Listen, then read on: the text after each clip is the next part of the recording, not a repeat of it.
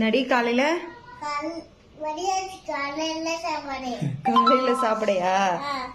அப்பாக்கு இட்லி, உனக்கு ஸ்கூலுக்கு இட்லி, இப்போ சாப்பிட இட்லி, அப்புறம் ஸ்நாக்ஸு முந்திரி, திராட்சை, பாதாம், அப்புறம் பிஸ்கெட்டு, அப்புறம் மிச்சரு.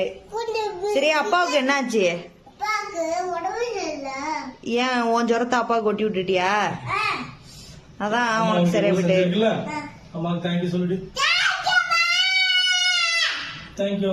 வெல்கம்.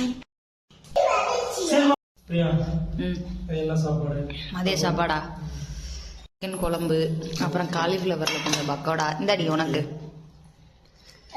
உடம்பு என்ன இப்ப பரவாயில்லையா? நல்லா இருக்கா?